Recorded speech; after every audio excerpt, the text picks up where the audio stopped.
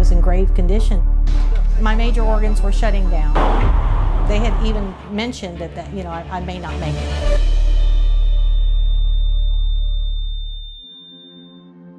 Few things in life are literally life and death, but undiagnosed diabetes took Rosemary to the edge of death. I had no primary doctor going into the hospital, and I really didn't know who I was going to get when I came out.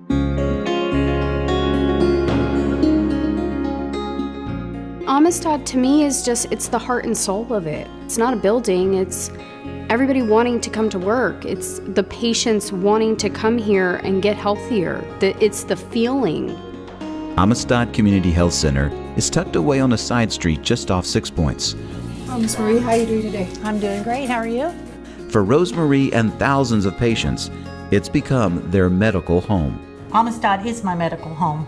I want people to know that they will walk through these doors and they will get the best quality health care. I listen to your back. Whether you're 80 years old or whether you're 8 months old, we take care of you. Well, I think the goal is really to try to improve access and to really hone in on providing good quality care. I'm actually kind of excited. And I still run across people at the hospitals, oh, Amistad, it's the free clinic. It's not free care, it's affordable care because we have that sliding scale base. One of the first things I noticed was that the patients were treated with such respect. How are you feeling? Everyone's treated the same, regardless if you have insurance or you don't have insurance.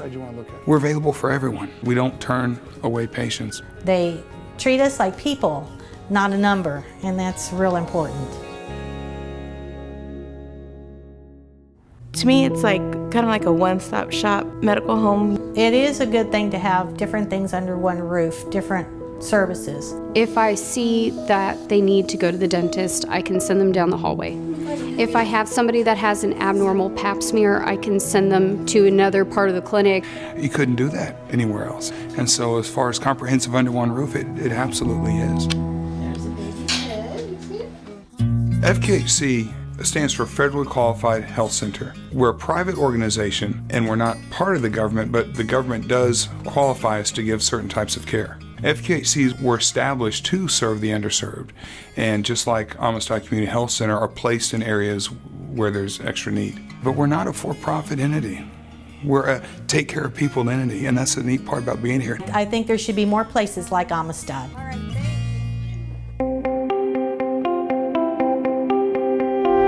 my finger sticks, and I have my syringes, and I write down before breakfast what my blood sugar is.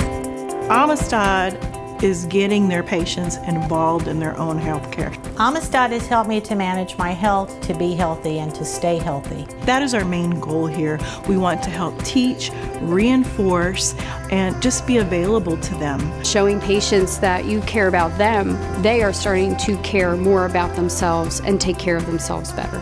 Smoking education is a big difference. Prenatal care. Can I listen to your back? Especially for young moms, a lot of them don't know how to actually care for their baby, meaning there's a lot of vaccines involved. And so we'll educate them why it's important to receive the vaccine. And me being in pediatrics, just parenting makes a huge difference. The neatest feeling is to have these follow-up visits, and they're doing so much better. You got it. Our belief is that we are a bottom-up led organization, and the people who are on the front lines delivering the care needs to be listened to, and we do that every day. If there is an issue, we try to fix it. We try to figure, okay, how can we do this better? We're able now to provide patients access within 3 days max. I was shocked that within the 48 hours I was able to see the doctor. So they no longer have to wait 6, 12, 20 weeks to get access to an appointment. The doctor will be right in, okay? We talk a lot about customer delight. And what that means is basically making sure that we find a way to say yes to our patients. They never say no to me or we're booked. I don't know how they do it. It's amazing.